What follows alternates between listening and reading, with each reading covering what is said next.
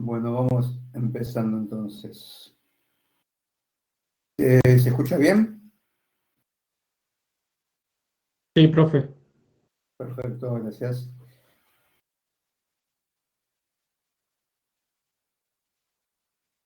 Bien. Bueno,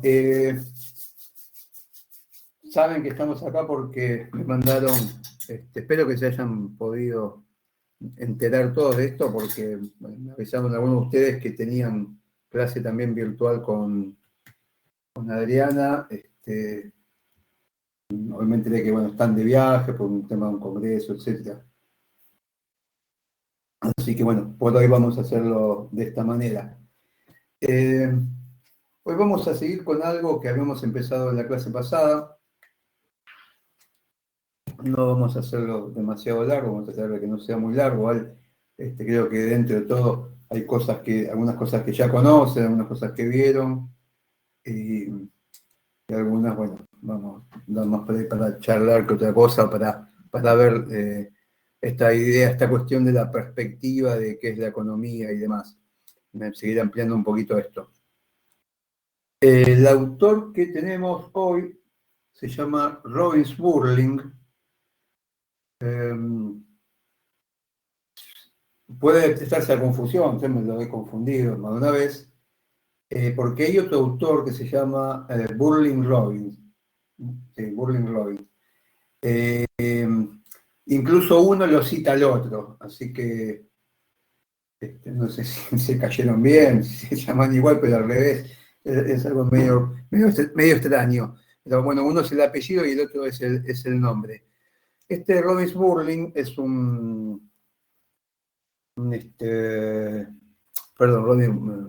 Lionel Robbins.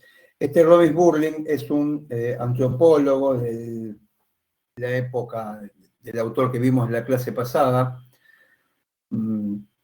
de 50, 60, 70, principalmente esos fueron los años en los que estuvo la mayor parte de su trabajo.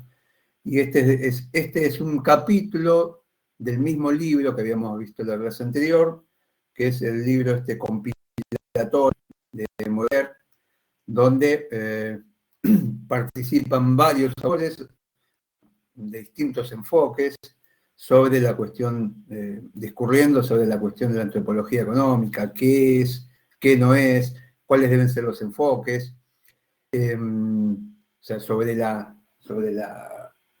materia en sí. Incluso el libro, recordemos, se llama Antropología y Economía, con lo cual ya desde el vamos está planteada esta dificultad de hablar de antropología económica, ¿no? Se plantea hasta como un desafío, que es justamente lo que había hecho Godelier en su texto. El texto ese que escribimos llamado si existe la antropología económica. En el caso de Robin Sburling, bueno, para él, sí, por supuesto que también, por supuesto que existe, y como que desde su perspectiva está muy clara y muy definida la cuestión económica. Este es uno de los representantes, como dice ahí arriba, del enfoque formalista, es decir, del enfoque más ortodoxo, del enfoque neoclásico. No participa de la primera o las primeras camadas de antropólogos que fueron los que tomaron como base o como, no quiero decir verdad revelada, me sale, no, que tomaron como referencia, como única referencia, como obvia referencia a la economía neoclásica, porque recordemos que los primeros antropólogos, los 1900, 1910, poco antes o poco después, tomaron a la economía neoclásica como la economía, como prácticamente la única referencia económica. En esa época ya la economía clásica estaba quedando muy detrás, y la economía marxista realmente no estaba desarrollada en el sentido que estaba Marx y todo. O sea, los escritos de Marx, pero no la economía marxista, ni mucho menos la economía marxista respaldada con algo concreto, como fue después el mundo socialista. Entonces, no existía Keynes, ni existía en todo lo que acompañó después a eso, esa macroeconomía, no existía la macroeconomía, ¿sí? Este es el tiempo en el que pensamos los primeros antropólogos, donde básicamente la economía era lo que es la microeconomía. Entonces, en ese contexto, los primeros tomaron este enfoque neoclásico ortodoxo como la economía obvia, como la única economía posible. No es el caso de Robert Burling. Robert Burling ya lo toma muchísimo después, un par diría, de generaciones más tarde, con lo cual lo que tenemos que pensar primero ya es que estamos hablando de una elección, ¿no? De una elección teórica, donde se vuelca por esta vertiente, siendo que podría haber sido tranquilamente sustantivista, podría haber sido materialista. Para esta época incluso estaban en boga todo ya fuerte, los desarrollos de Rafa, en fin, ¿no? Había diferentes opciones, hasta podemos hablar, bueno, no porque era un gringo, pero si no podríamos hablar también de la economía latinoamericana, dependentista, en los primeros pasos de la economía regulacionista. Hay mucho, ya el espectro de la heterodoxia era amplio. Y sin embargo, este es uno de los representantes bien duros de lo que es el enfoque neoclásico. Lo que va a plantear en este texto es básicamente o centralmente la discusión sobre qué es lo económico, ¿no? ¿Qué es lo económico? Algo que retomamos de antes. ¿Qué es lo económico? ¿Cuál es el contenido o el objeto de la economía? ¿Qué no es la economía? ¿Cuáles son las principales posturas o qué posturas se encuentra él? Es decir, su material de trabajo son los textos antropológicos que circulan y cómo ir agrupando a los diferentes enfoques.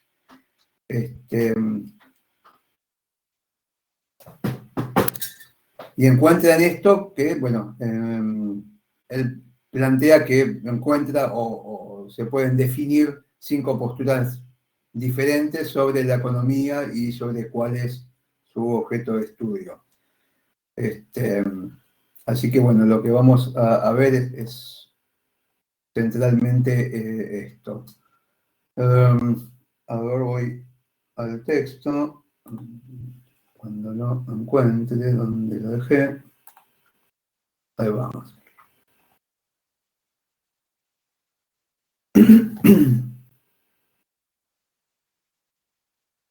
Bien, al principio acá ya iré los 5 títulos como para empezar. Y las 5 posturas serían las siguientes. A ver, vamos a agrandarlo. Dice, el estudio de los medios materiales para la existencia del hombre. O sea, este sería una de las definiciones generales de lo económico dentro de un grupo de antropólogos o de antropólogos económicos o de la antropología económica.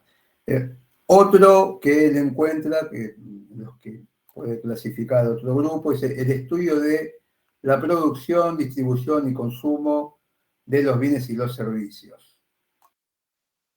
Otra definición, el estudio, esta es muy buena, el estudio de las cosas que estudian los economistas. Esta después la vamos a ver, bueno, todas vamos a ver, pero parece que es bastante gracioso, ¿no? ¿Qué es la economía o qué estudia la ciencia económica? Bueno, las cosas que estudian los economistas. O sea, empieza por el sujeto y no por el objeto de estudio. El estudio de los sistemas de intercambio, cualquiera que sea la forma en que estén organizados. Y por último, dice en quinto lugar, el estudio de la distribución de los bienes escasos a fines alternativos. No sé si se ve en el, a ver, lo voy a agrandar, si se ve en la pantalla, entiendo que debería verse estas 5 definiciones. Este autor que es formalista, de estas 5, ¿con cuál creen que se identificaría? Por lo menos por lo que tenemos visto hasta ahora.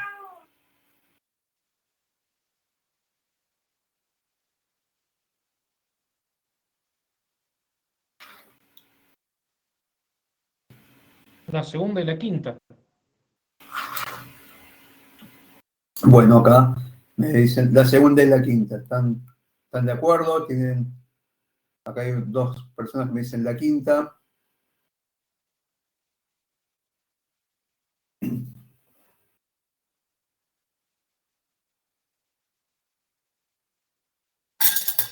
Sí, bueno, es con la quinta con la que se identifican, por lo menos en términos teóricos.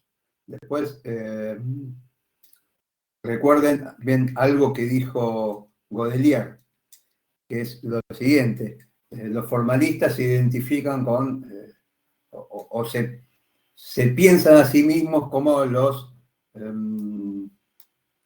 propulsores de la idea de la escasez, los propulsores o los sostenedores de esta idea de bienes o de recursos escasos destinados o aplicados a necesidades infinitas. Y eso aplicado incluso yendo un paso más allá a cualquier actividad humana.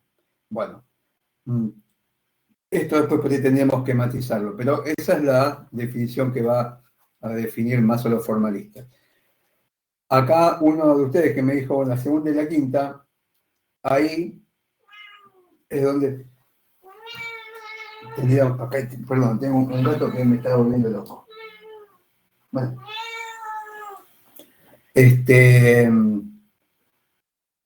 ahí es donde te di este comentario de Baudelaire, donde los economistas formalistas o ortodoxos se identifican con la quinta definición y después en la práctica terminan haciendo otra cosa distinta, como es aplicar la segunda definición. Esto por eso no está tan mal, podría ser. Entonces vamos a tener un economista hablando de los mercados, la centralidad del mercado, la oferta y la demanda, del equilibrio y todo ese piripipi, y después cuando tienen que hacer una descripción o una caracterización o un análisis de una realidad económica, se olvidan de todo esto, dejan de lado todo esto y empiezan a hacer una descripción de la producción, de la distribución, del consumo de bienes y de cosas, y de un montón de cosas, es más, diría ya así, casi concreto, cosas, que no entran dentro de esta definición, de la definición número 5. Como empezar a hablar de cuestiones de política, cuestiones sociales, bueno, pero si eso no entra dentro de la teoría económica ortodoxa, ¿por qué los economistas ortodoxos utilizan esto? Bueno, ahí está una de las cuestiones que plantea Godelier en cuanto a la antropología. Bueno, en la economía termina pasando algo bastante parecido. Bueno, nos dice que ninguna de estas definiciones abarca el mismo campo de comportamiento y, ahí está. Y empieza acá ya después enseguida a hacer algunas caracterizaciones y hacer algún análisis desde su perspectiva, ¿no? de estas definiciones. Dice, bueno, la economía se ocupa de los medios materiales de la existencia del hombre. Yo acá estoy mostrando esto, tengo por ahí en algún lugar, eso sería bueno, de todas mis cosas de la facultad y demás, el texto que tengo subrayado, que no lo encontré, pero bueno, así que voy yo a usar tratando de ver qué cosas había marcado. Cuando habla de estos medios materiales de la existencia del hombre, acá podemos ver algunos de los textos. Ahora en la parte que yo estoy dando tenemos muy poco, pero en la parte que da Marcelo, por ahí sí hay más de esto, de ver cómo la importancia de estos medios materiales de existencia, ¿sí? En el desarrollo y en el desarrollo de la humanidad, y en el desarrollo de los grupos humanos, y en el sostenimiento, en cómo crecen o decrecen o desaparecen. Y este es el sentido o la idea de hablar de medios materiales, ¿no? Y esto es algo que fue muy utilizado en muchos de los enfoques antropológicos, en muchos de los estudios antropológicos, una de las clases, ¿sí? Se estudiaban sociedades que no eran muy, ni nada parecidas a las sociedades occidentales, capitalistas, y entonces identificar lo económico era bastante complicado, razón por la cual lo mirando era, bueno, adjudicarle el carácter económico a estos medios materiales de la existencia, que vamos a ver, bueno, qué plantan, ¿no? ¿Qué plantan, qué cultivan, qué cosechan? Eso que cosechan, bueno, en todo caso, quizás cómo se lo distribuyen entre ellos, pero fundamentalmente estos medios materiales, y los medios materiales más que los medios no materiales, o inmateriales, o cuestiones imaginarias, como por ejemplo estas cuestiones que se veía mucho de los ritos, ¿no?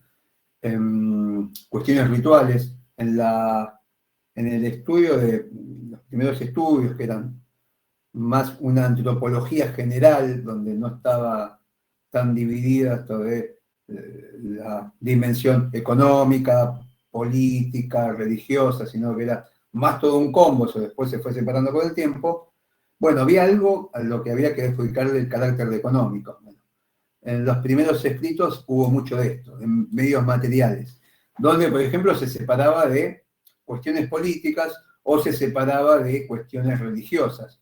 Entonces, si quien manejaba los medios materiales después tenía vínculos, eran personas que tenían vínculos políticos entre sí, de cacique, de cacicazgo, de dirección del resto de la población, o de primacía sobre la propiedad o sobre el uso de los bienes, estos eran cuestiones políticas, se trataban como cuestiones políticas y no entraban dentro de lo económico. También la cuestión que que recién decía, de los rituales, a veces se separaba esto como parte de lo religioso, y entonces algo que consistía en dedicar un día a quemar yuyos en un lugar, o un día a cantar, ir a todos a cantar a un sembrado o al otro, y mezclar eso con labores, con la danza de la tierra, por ejemplo, por decirles algo. Todo eso se entendía como rituales religiosos. Entonces caía dentro de la dimensión de lo religioso.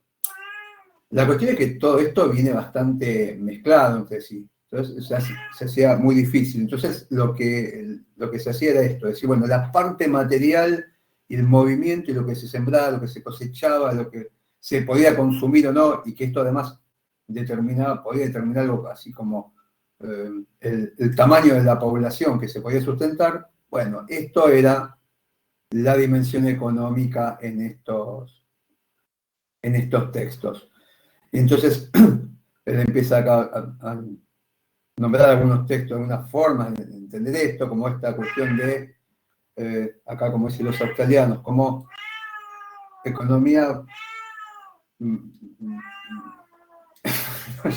Interrumpo un segundo para sacar al gato. Cristina.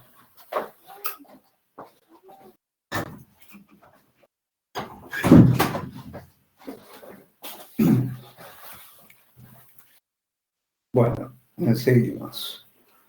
Esto de que hablaba de los pueblos cazadores y recolectores, bueno, esto es una de las formas de enfocar esto. Otra de las formas, dentro de esta forma general, otra de las formas es cuando, dice, se habla de cuestiones ecológicas, como se dice acá en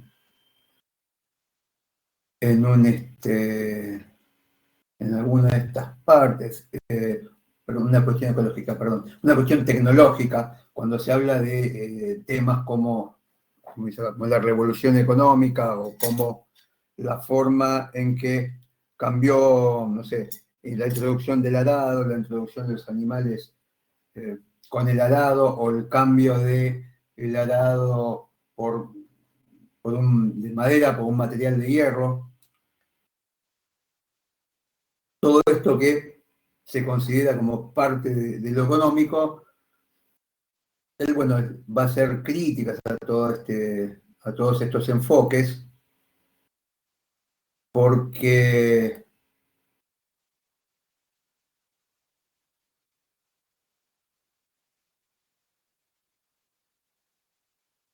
ahí está, porque entiende que no son cuestiones que puedan atribuirse en sí a lo económico.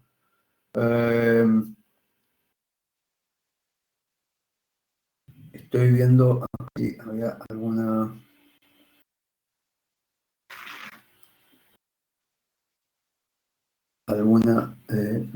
de estas formas de vertiente más que citadas por Burling. Sí. Bien, la cuestión ecológica también la cita. Pero bueno, así, en general lo que hace es criticar estos enfoques o microenfoques, porque dice que si son cualquiera de estas cuestiones se las tiene que enmarcar en cuestiones de otra dimensión, como puede ser la dimensión ecológica, entonces eso es que se le llame ecología, y llamar a las cuestiones de cómo fueron evolucionando los objetos, por más de que hayan influido en las cuestiones económicas, que son cuestiones tecnológicas, no económicas, y en el caso y en el punto de si la cuestión es material o no es material, o sea, él lo que cuestiona es si hay algo material que se produce que no entra dentro de lo económico, no entra dentro de, ¿cómo está acá? Como que no es distribuido dentro o fuera, por ejemplo, en nuestra economía, ¿no? Si algo entra dentro o fuera del sistema de mercado, si es económico o no es económico, por más que sea un bien material o no sea un bien material. Entonces, estas son las cosas que él no ve como pasibles de ser asimilados a la cuestión, a lo económico, a la dimensión económica.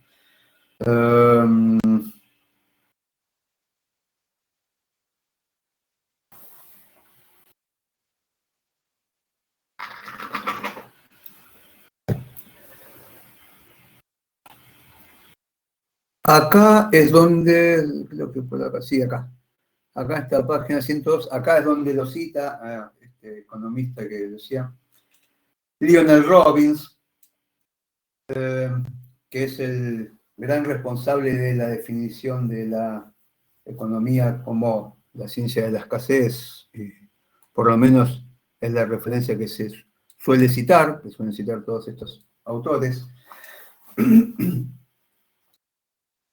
Y una de las, otra de las cuestiones que critica acá es si son bienes materiales o son inmateriales, si entra en la definición o no. Por ejemplo, acá habla de lo que gana un cantante de ópera, o si una ópera es una cuestión económica o no, porque ir a ver una ópera no es algo material. Digamos que se mete a veces en discutir, ¿no? En buscarle la vuelta como para refutar desde cualquier punto de vista. no sé, nosotros no nos pondríamos a pensar si esto es una discusión válida, si algo material o inmaterial, si es algo como para tener en cuenta. Bueno, esa es la primera de las definiciones. La segunda de las definiciones, a ver si encuentro por dónde quedó acá, que se me perdió. Acá. La segunda. Dice, la economía estudia la producción, la distribución y el consumo de los bienes y de los servicios. Bien. Es bastante parecida a la primera, con o es bastante parecida a la primera con la diferencia de que incorpora los servicios, con lo cual incorporaría lo inmaterial. También es como más definida en un sentido, si no capitalista, bastante cercano, en el sentido de la separación de la producción, de la distribución y el consumo, ¿sí? Pensemos que en el feudalismo todo esto en buena parte estaba todo junto, producción y consumo, con lo cual ni siquiera había distribución, la distribución estaba bastante acotada. Y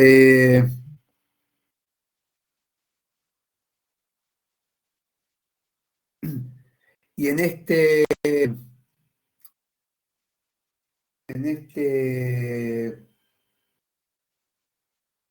rubro, o en este casillero, ubica a Polanyi, que es uno de los autores que vemos. Ahora no recuerdo exactamente qué texto teníamos, o si lo estaba dando Marcelo. Marcelo también da uno de los textos. Y Polanyi lo que muestra es uno de los... esta es la definición sustantivista, como dice acá, o sea, de una buena parte de los antropólogos. Es un poco más avanzada que la anterior, o también se aplica a sociedades que están un poco más desarrolladas en la separación de los diferentes ámbitos de lo económico o de la producción y la distribución. Y este autor es el que había caracterizado o había también hecho un trabajo muy parecido de tomar varios autores y ubicarlos en distintos, según los estudios que hicieron, ubicar sus estudios en agrupar distintas formas de circulación de los bienes, ¿sí? Entonces, acá en estas las sociedades modernas, la sociedad occidental, donde las cosas pasan por el mercado, es una de las formas de distribución o de circulación de los bienes, es una de las tipologías del sistema, como dice acá, de sistemas de distribución. Otras eran, como yo cuando les había hablado en nuestra otra clase, de lo que se llama el anillo del Kula, que es ese conjunto de islas donde los bienes circulaban en un sentido o en otro, que sería una forma de reciprocidad o alguna forma de circulación parecida de reciprocidad, bastante indirecta. Hay otras formas de circulación de los bienes bastante directas de reciprocidad de uno a uno, y otros sistemas de redistribución como en la economía inca o fundamentalmente las economías asiáticas, ¿sí? En la India o en la antigua China, que eran economías donde se podía identificar un patrón más parecido a la redistribución, en el sentido que había un centro, distintos centros menores subordinados y después todo un conjunto de participantes de ese sistema económico donde los bienes circulaban desde la base hacia el extremo, hacia punta de la pirámide y desde ahí se redistribuían por los mismos o por canales parecidos a esos mismos que habían aportado en general de diferente manera, ¿no? Es decir, muchas veces lo que se llevaba, y esto era muy claro en el Imperio Inca, lo que se llevaba de algunos sectores que tenían cierto tipo de producción, llegaba a la cúpula y se redistribuía a otros sectores que tenían otro tipo de producción diferente. Y esto era muy claro, muy útil, también está muy desarrollado en el Imperio Inca, porque abarcaba subculturas o abarcaba producciones diferentes porque abarcaba ciudades que estaban en diferentes cercanías al mar, diferentes alturas. Se piensen en la costa más que nada, en la costa de Perú, o que abarcaba hasta del otro lado, hasta parte de la selva del Amazonas, o Bolivia, o el norte argentino. Bueno, ahí había producciones de muy diferentes facturas, entonces podían tener productos de la selva, productos del altiplano, productos del mar, y todo circulando dentro de ese imperio por este sistema de redistribución.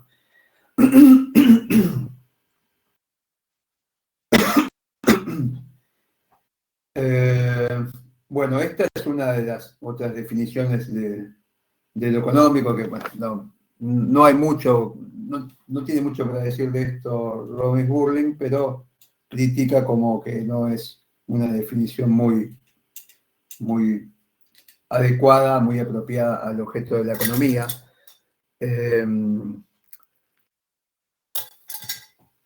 La siguiente definición que vamos a ver es esta de lo económico son las cosas que estudian los economistas, que dicho así es muy gracioso, pero acá está un poco más desarrollado. Y es lo siguiente. Dice, la antropología económica analiza en las sociedades primitivas las esferas de la vida que los economistas estudian en nuestras sociedades. Esta sería la versión desarrollada del otro, pero si uno lo traduce al lenguaje más fácil, sí, el otro suena muy gracioso.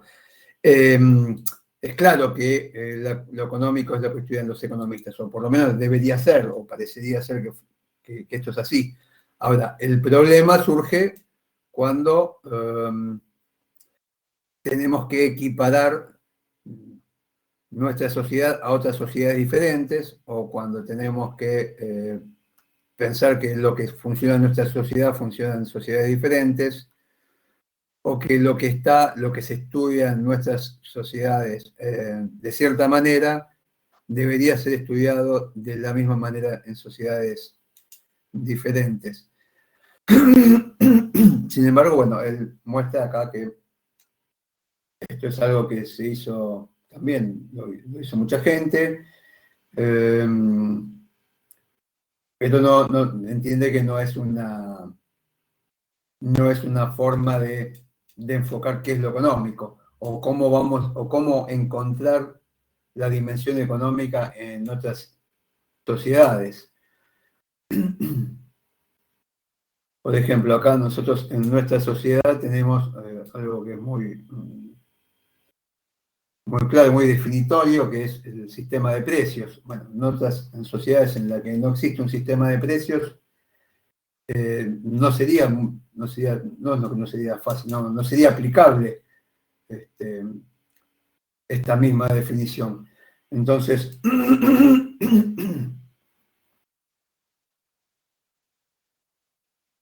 bueno, acá hay una definición también de otro autor, otro autor neoclásico, de Knights, que dice, hay muchas formas en que puede organizarse socialmente la actividad económica, pero el método predominante en las naciones modernas es el sistema de precios o de libre empresa. Que no es lo mismo, pero bueno, acá lo equiparan. En consecuencia, es la estructura y el funcionamiento del sistema de libre empresa lo que constituye el tema principal a considerar en un tratado de economía. Bueno, esto sería una definición de economía. Igual, perdón, fíjense qué reduccionista que esta definición de economía, ¿no? Una definición en un tratado de economía lo que tiene que ver es la estructura y funcionamiento del sistema de libre empresa. Ya acá, al final, abandonó lo del sistema de precios, de libre empresa. Habría que ver cómo define libre empresa, ¿no? Si entran los monopolios, si entra algo que tenga que ver con alguna regulación estatal. Este es el gran problema general de cierto núcleo de los economistas más, a ver, ni siquiera neoclásicos, porque el neoclásico es mucho más abierto, que tienden ya directamente hacia una economía más de enfoque austríaco, diría. Reducir todo a la empresa, reducir todo, o incluso en las economías occidentales, en las economías reales que existen, no todo es libre empresa. Entonces, si no todo es libre empresa, ¿cuánto de lo realmente existente que funciona como dentro del sistema económico quedaría fuera de un tratado de economía?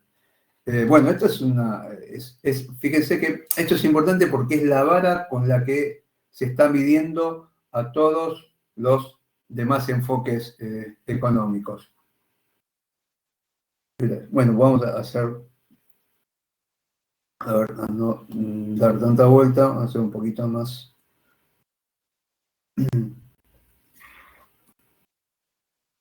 Bueno, acá nos habla del sistema de mercado, del sistema de precios, de dinero.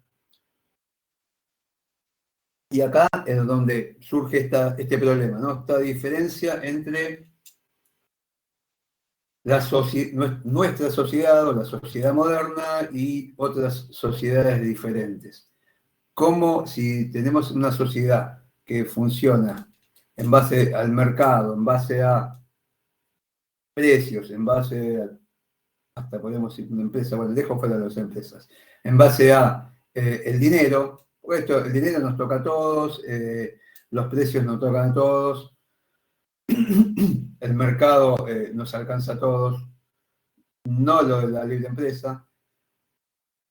Si estas son las formas de definir lo económico en nuestra sociedad, pero ¿cómo hacemos para trasladar eso a otra sociedad donde no hay sistema de precios, no hay mercados o no hay mercados en la manera en la que funcionan, en la manera en la que los entendemos, en la manera en que se desarrollan en nuestra sociedad, sociedades donde muchas veces no existe dinero, ¿sí? No existe dinero y esto implicó muchas discusiones y muchas diferencias en dejar dentro de lo que es económico o no, en muchos estudios de sociedades diferentes, donde un aparente intercambio, donde se dan joyas, bueno, eso constituye dinero, o si se dan metales constituye dinero, o si se dan regalos suntuarios, constituye, o máscaras, esas máscaras constituyen dinero, o caracoles, está muy extendido lo de los caracoles en muchos lugares, que son como entregas rituales, y hay que ver si eso son entregas rituales, son objetos de prestigio, es algo parecido al dinero o no, porque el dinero en nuestra sociedad es algo que nosotros podemos tener y lo podemos intercambiar, lo podemos usar prácticamente en cualquier lado, casi en cualquier ámbito. No es lo que pasa con los objetos de prestigio. Un objeto de prestigio en estas sociedades está el alcance o está dentro del ámbito de ciertas personas, no para cualquiera. Así como, a ver, no sé, en nuestra sociedad un objeto de prestigio podría ser un yate, no sé, como el yate de Manzano de 100 millones de dólares. Tener un yate de 100 millones de dólares es un objeto de prestigio, claramente. Una Ferrari es un objeto de prestigio. Un collar de esmeralda es un objeto de prestigio, es clarísimo eso. Ahora, en nuestra sociedad, cualquiera con el dinero suficiente puede tener un yate, un collar de esmeraldas o una Ferrari. En estas sociedades no. En estas sociedades no se puede. No está al alcance y no está permitido. Y no hay forma de que ciertos círculos sociales accedan a otros círculos sociales. Como por ejemplo en la India hay diferentes estratos sociales, donde ahí vamos a la casta. Hay 4 castas diferentes, y hay todo un conjunto que son descastados, digámoslo, son lo que se llaman parias. ¿Se escucharon la palabra paria alguna vez? Bueno, la palabra paria viene de la India. El paria es el que no pertenece a ninguna casta. Las castas son las castas de los militares, la de los comerciantes o gente de dinero, la casta de los clérigos y alguna otra casta que se me escapa. Cada persona pertenece a una casta y se mueve dentro de ese grupo. Y no existe esto de ir cambiándose de pasar de una casta a la otra. Donde se nace, se muere. Y el que es paria va a ser paria toda su vida. Es un sistema social estratificado así, muy fuerte, ¿no? No existe, en ese sentido, no existe la movilidad social en ese sistema. Incluso esto fue motivo de bastantes quilombos en una época en Inglaterra, porque Inglaterra como país colonialista, país que colonizó la India, parece muy fuerte, ¿no? Colonizó la India. Que tuvo la India como protectorado, entre comillas, o sea, que dominó la India durante muchos años, décadas, tuvo una inmigración muy fuerte de la India. Y todo este funcionamiento de castas, cuando los indios vivían indios de la India, no de acá, cuando los indios vivían en Inglaterra, bueno, estudiaban, se adaptaban al mercado, a la sociedad inglesa, pero entre ellos se seguía manteniendo todo este sistema de castas. Eso siguió funcionando y siguió funcionando esa clase de subordinación que era, para la sociedad inglesa era inadmisible, ¿no?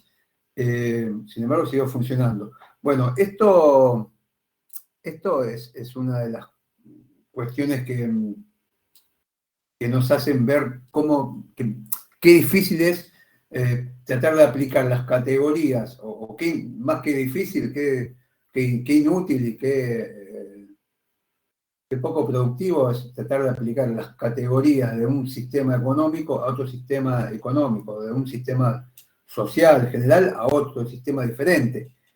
Si vamos a hacer no sé, se me ocurre, una analogía en términos de deporte, y no sé si alguna vez ustedes vieron algún partido de hockey, partido de hockey sobre césped. Bueno, el partido de hockey sobre césped son como, no sé, son 10, 11 jugadoras, y van con la pelotita corriendo de 2 arcos. Incluso es bastante, el movimiento se ve bastante similar al fútbol, ¿no? Pero no es fútbol, son cosas diferentes. Pero bueno, parece como bastante similar. Entonces, no sé si quizás se podría aplicar la idea de defensa del fútbol o de arquero. Existe un arquero, en los dos existe arquero. Entonces, pues se podrían comparar un arquero de fútbol, un arquero de hockey, o un sistema de defensa, o un sistema de ataque, o cómo parar a los jugadores en la cancha.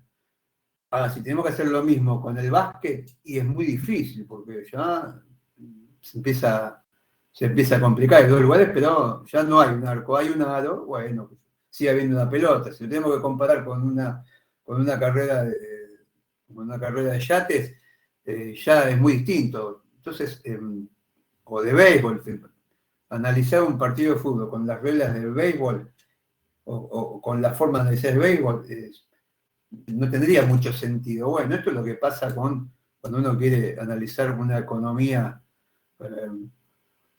de una sociedad diferente con las categorías neoclásicas o con las categorías que se aplican a la economía capitalista.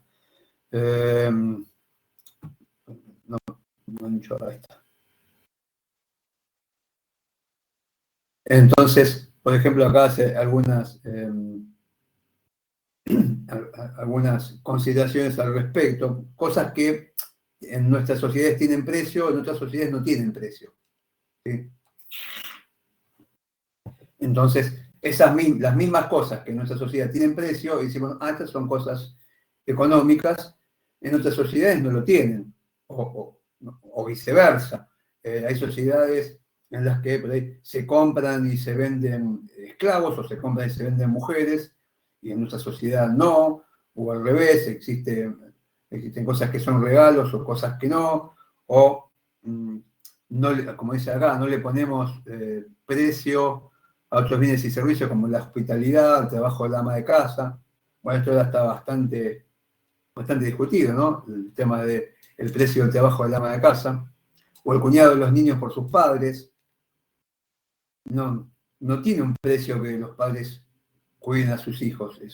Es algo como social, no entra dentro de la categoría de mercado. Ahora sí entra dentro de la categoría de mercado contratar a alguien para que cuide a los chicos. Entonces, eso ya es una niñera, y eso entra dentro de la lógica mercantil y entra dentro del sistema económico. Ahora, ¿cómo llevamos eso? Entonces, alguien que es externo a la familia y que cuida niños, sería parte del sistema de mercado. Ahora, si en una tribu los chicos son cuidados por toda la tribu, tendríamos que hacer que eso, contabilizarlo de la misma manera como si fuera económico, cuando tiene otras características diferentes. Bueno, estas son las cuestiones que se discuten en este apartado.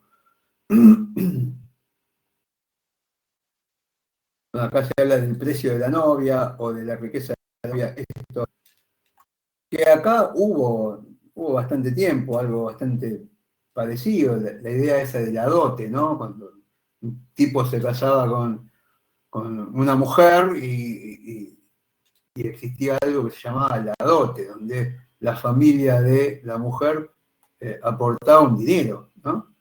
Eso por ahí. Son cosas que también van cambiando. Y también hay a ver, incluso dentro de la misma, miremos esto, dentro de la misma economía y de la misma economía que conocemos nosotros, el carácter de económico o no económico va cambiando bastante en función del desarrollo de la cultura. Un ejemplo, al ejemplo siempre damos, de la fiesta. Se hace una fiesta. Hoy se hace una fiesta de 15 y dentro de esa fiesta de 15, de ese festejo, de esa celebración, entran dentro del ámbito de lo económico montones de cosas. Primero, el alquiler del salón. Segundo, el catering, ¿sí? Tercero, el vestido de la chica que cumple 15 años. ¿Qué más? Bueno, el musicalizador, el sonidista y las luces, el fotógrafo, por ahí es el mismo que saca el video, por ahí es otro, el que hace la casa de tortas. Bueno, todo esto entra dentro del ámbito de lo económico. Ahora, esta misma celebración hecha en otro ámbito, quizás con menos recursos, o esta misma celebración hecha hace 50, 60 años, que se estilaba mucho más, hace 50, 60 años, era hacer la fiesta de 15 en la casa. Entonces la fiesta se hacía en la casa, o en la casa de algún pariente que tenía un comedor grande, que tenía un espacio grande. Las fotos, si es que había fotos, las sacaba alguien, la prima que tenía cámara de fotos, la torta se la hacía la abuela, el vestido se lo hacía la madre y las hermanas. O sea, todo existía, exactamente todo el mismo movimiento social y movimiento incluso fíjense, de bienes materiales o bienes en algún sentido económicos, porque son bienes que se producen y se consumen, pero no pasaban la diferencia es que no pasaban por el mercado. Entonces, ¿cómo lo consideramos? ¿Esto económico o no económico? Y bueno, esto va a depender de cuál sea nuestra definición, y la definición puede ser más amplia o puede ser más restringida. La definición más restringida es que si no pasa por el mercado, no es un bien económico. Si no tiene precio, no es un bien económico. Todo esto no tiene precio en sí, porque a la chica no se lo cobraban, a la chica que cumplía 15 años o a la familia, no se lo cobraban. Pero la producción había existido en sí, el producto existió, el consumo existió, los costos de esas producciones existieron. Entonces, hay que ver por ahí cuál es la definición de económico y para qué la queremos usar. Esta es una cosa que también, esto es algo que hace que, por ejemplo, se vea mucho más abultado el PBI de un país como España que el PBI de Argentina o el PBI de Perú, no solo por las diferencias obvias de producción económica, de movimiento, de cantidad de recursos, del tamaño de la economía, no solamente por eso, sino porque mucha de esta, como dice en otros apartados, producción, circulación y consumo de bienes materiales o de servicios, todo esto pasa por fuera del mercado. Entonces, como pasa por fuera del mercado, no es contabilizado. Como no es contabilizado, uno ve que el PBI es mucho menor, al menos se ve mucho menor, entonces se ve mucho menor el PBI per cápita. Eso no quiere decir que toda esa gente no tenga, no necesariamente, quiere decir que toda esa gente no tenga acceso a los mismos bienes y servicios, simplemente que no son contabilizados.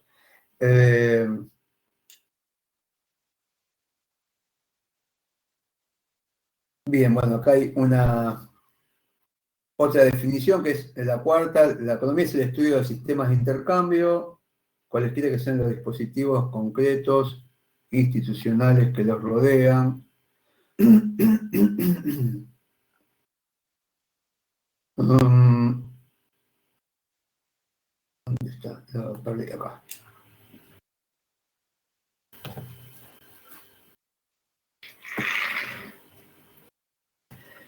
Bueno, acá esto también tiene bastante relación con esto que acabamos de mencionar de cómo considerar a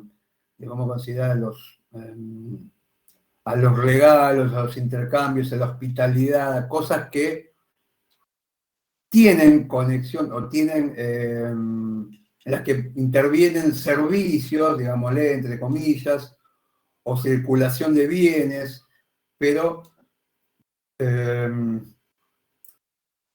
no son monetizados. Entonces, viene más o menos por ese lado. A ver si...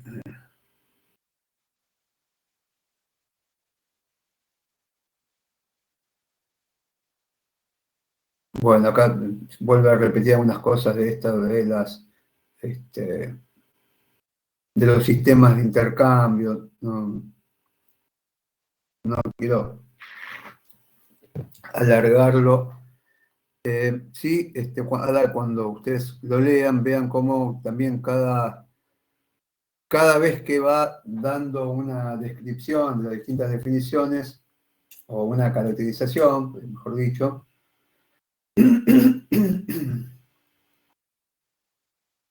todo eso lo contrasta con la propia definición que da el autor de económico y que la remite a Lionel Robbins, que es la de la idea de la escasez. Entonces, dice, todo esto se tendría que llamar sistemas de intercambio y no sistemas económicos, y a lo que decía, es cómo cada una lo termina comparando con su propia definición y cómo, en un sentido, diciendo, bueno, esto queda refutado por quien no está de acuerdo con lo que planteó Leonard Robbins, a la manera de como si fuera, ¿no?, un libro sagrado. ¿Por qué? Porque dice, bueno, se podrían hacer preguntas como la siguiente: si en todos estos formas de intercambio se utilizan métodos similares de cálculo, si están presentes principios de asignación racional, y cuáles son las motivaciones individuales. Y bueno, estas son todas las definiciones, las formas de definir la formulación, la visión formalista, que es la última de todos. Bueno, y acá va de vuelta a Robbins. Yo pensé que era 1931, dije, bueno, 1935. Dice, la economía es el estudio, esto es lo económico para el formalismo, dice, de la asignación de los medios escasos a objetivos múltiples. Esto ya está un poquito mejor que lo otro, que trata de objetivos o necesidades infinitas, porque eso no, es un montón. Objetivos múltiples, eso está mejor. Dice, o más ampliamente, la ciencia que estudia el comportamiento humano como una relación entre fines y medios escasos que tienen usos alternativos. Entonces, bueno, son dos definiciones que son equivalentes. Son equivalentes, pero él dice que una es más amplia que la otra. Yo veo que las definiciones son equivalentes. Estudia el comportamiento humano. Esto es lo que estudia. Para los formalistas, la economía es esto: el estudio del comportamiento humano. Dice, como una relación entre fines y medios escasos que tienen sus alternativos, o la asignación de medios escasos a distintos objetivos, o, digamos, la racionalización, o la economización. O sea, esa es la idea general de la visión formalista. La economía como economización, como aplicación de la eficiencia. Ahora, esta aplicación de la eficiencia, según este autor y según todo el formalismo, y si nos extendemos, es lo que presentan los textos neoclásicos como base filosófica, aunque después no lo apliquen, después hacen cualquier otra cosa. Esto es lo que presentan como base filosófica en el capítulo 1, y es lo que presentan como base filosófica, y mucho más que eso, esto sí, son bastante más consecuentes con esto, los economistas austríacos. Esto es centralmente economía austríaca. Es la ciencia que estudia el comportamiento humano. ¿Sí? O sea, ¿de qué forma el comportamiento humano se vuelca a asignar ciertos recursos a X fines? Pero no importa cuáles son los recursos, no tiene la menor importancia cuáles son los recursos, y no tiene ninguna importancia cuáles son los fines. Lo único que tiene importancia en esto, para esta vertiente, es cuál es la forma, o sea, cuál es esa relación, o sea, cómo se efectiviza esa asignación, es decir, de qué manera se racionaliza, todo esto es 100% matemática. Esto es la esencia de la optimización. ¿Por qué es la esencia de la optimización? Y porque cuando nosotros hacemos el micro, fundamentalmente en micro, ¿no? La optimización, fundamentalmente para el consumidor, la optimización de tengo una restricción presupuestaria y la quiero aplicar a, bueno, el conjunto de bienes que deseo comprar, que no importa cuáles son esos bienes, lo que hago es maximizar mi utilidad sujeto a mi restricción presupuestaria. ¿Qué es la utilidad? Es algo que nadie sabe qué es algo que no se puede medir, que es subjetivo, y entonces pasa por dentro de la cabeza de un tipo. Esto es la economía para los austríacos y esto es la economía para la economía neoclásica, por lo menos en su formulación filosófica. De vuelta, después terminan haciendo otra cosa, más parecido a los sustantivistas, terminan haciendo otra cosa, que es discutir como si fueran heterodoxos cuando en sus principios declaran algo totalmente opuesto. Entonces, esto que es el objeto y que es la esencia de lo económico, es una formulación matemática. ¿Sí? Es una formulación matemática que es aplicable a cualquier sociedad. En principio es aplicable a cualquier sociedad. Es a ver, ¿cuál sería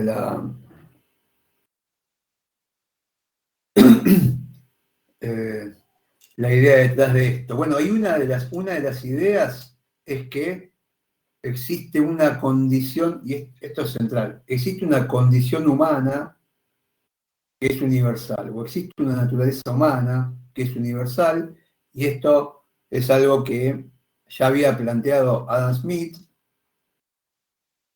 en 1776, entre otros, como esta tendencia innata al intercambio, esta tendencia a la maximización, a cada uno a cuidar al interés personal, y que todo esto llevaba, bueno, a los mercados que funcionen de la mejor manera posible. Bueno, todas estas cosas. Ahora, esto está basado en una condición humana que es universal a todas las, que sería universal a todas las culturas. Eso que planteó Smith hace más de 2 siglos, entre otras, digamos, entre otras fábulas ad hoc necesarias o convenientes para después ir presentando las teorías en boga, las teorías económicas en boga. Bueno, Smith presenta, tiene cantidad de capítulos, infinidad de capítulos, los libros, el libro, y va haciendo un desarrollo de economía política que es muy complejo y completo y inexacto en el sentido de que deja discusiones abiertas y contradictorio, y es muy rico. Ahora, para todo eso hice una introducción de 4 o 5 capítulos que, a ver, son mitos de la época, y es como una introducción. Bueno, estos tipos se agarraron de esos 2 o 3 mitos que son un bolazo atómico, y sobre eso construyeron un edificio económico. Esos bolazos atómicos, que yo digo bolazos atómicos, bueno, a ver, desde hace 250 años hasta ahora fueron absolutamente refutados, desarmados, desarticulados por no solo la antropología económica, sino por todos los tipos de antropología, de sociología, de estudios sociales. Todas las ciencias sociales desarmaron esto no existe. Esta condición, no existe ni una esencia humana, no existe una condición humana universal, no existe nada que no sea cultura en el hombre, en los grupos humanos, y mucho menos en el consumidor, en los grupos de consumidores. Esto no hace falta ser muy ducho en ciencias sociales para conocer esto. Bueno, los economistas más ortodoxos siguen sosteniendo esto como verdades universales, como si no hubiera pasado nada. O sea, como se dice ahora, fija en demencia. Claro, esto tiene una ventaja. Esto tiene una ventaja de aplicación para la economía neoclásica o para los antropólogos formalistas. ¿Cuál es? Y que va a permitir hacer los mismos análisis y utilizar los mismos modelos para cualquier sociedad, que básicamente es lo que hace un organismo como el Fondo Monetario. El Fondo Monetario tiene los mismos principios, los mismos modelos, las mismas aplicaciones para las economías de todos los países y las mismas recomendaciones de política. ¿Por qué? Porque están basados en esta teoría, están basados en esta formulación teórica. Esto que supuestamente es lo central en esta formulación, y ya quiero ir redondeando y terminando, esto que es central, bueno, esto es la postura de la escasez, esta postura universal de la escasez. No sé si algo más para aportar. Bueno, sí hay un par de cosas más, pero no quiero seguir hablando ya. A ver, pone en el centro de la cuestión económica esto que es el cálculo, ¿no? El cálculo. Por eso el cálculo, la maximización, la optimización, todas cuestiones que no solo las ciencias sociales, además de la economía, sino que la misma economía fue desmontando y está desmontando todo el tiempo desde todas las vertientes, salvo la economía neoclásica, todas las vertientes de la economía heterodoxa van desmontando esto. La idea de una racionalidad perfecta o de racionalidad que se puede aplicar, de conocimiento perfecto, todas estas cuestiones, todos estos presupuestos básicamente microeconómicos, ¿sí?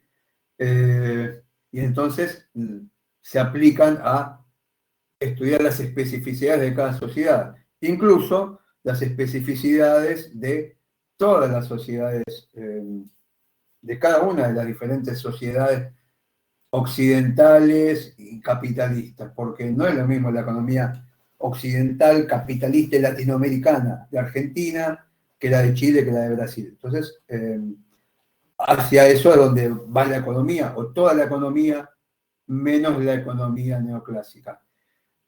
Bueno, lean, este texto está subido, léanlo, lo que no se entienda, bueno, lo veremos para la próxima clase. Al final, no quería hacerlo tan largo, lamento. Acá alguien me preguntó, hace mucho no lo vi. No quería abundar tanto, pero bueno, pues, perdón. Sí, el Homo economicus, acá Nicolás me había preguntado. Sí, el Homo economicus es el modelo, este modelo en el que se basa, que también, que es, por supuesto, ¿no? Es una construcción modelada de un prototipo de consumidor o de productor o de agente de la economía, y sobre ese prototipo se construye idealmente, racionalmente, todo un sistema, con lo cual todo eso que es ideal difícilmente vamos a encontrar que tenga una conexión con lo concreto, porque es ideal. Entonces puede servir como modelo para contestarlo, pero bueno, también una de las cuestiones de la economía neoclásica es negar que estos modelos tengan que ser contrastados con la realidad, sino que son solo modelos para explicar y que no necesitan ser contrastados. Sobre esto hay un texto por ahí de Milton Friedman, que es uno de los impulsores de esta idea. Eso, por ahí podemos verlo más adelante. ¿Con qué nombre? Bueno, el nombre es, el texto es, a ver, de Robin Burling y, a ver si tengo acá. Y se llama Teorías de Maximización y el Estudio de Antropología Económica. Había otro texto ahí también de Gary Becker, que se llama La naturaleza de la competencia. Bueno, ese lo dejamos para la próxima clase. ¿Sí? Así que bueno, pueden leer ese, La naturaleza de la competencia, que se queda para la próxima clase. A ver, voy para atrás a ver cómo venía ordenado el curso.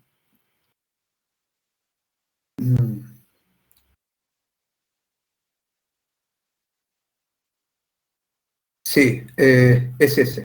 Bueno, para el próximo, si quieren, lean ese texto. Bueno, gente, nos vemos. No hay cronograma, no, Lourdes, no hay cronograma, pero, a ver, prometo que va a haber cronograma para la próxima clase, ¿sí? Pero yo pensé que quizás lo había subido Marcelo, pero bueno, no importa, va a haber cronograma para la próxima clase. ¿Sí? No, chicos, gracias a ustedes. Nos vemos la próxima presencial. Hasta luego. Vamos, ya debe haber empezado River.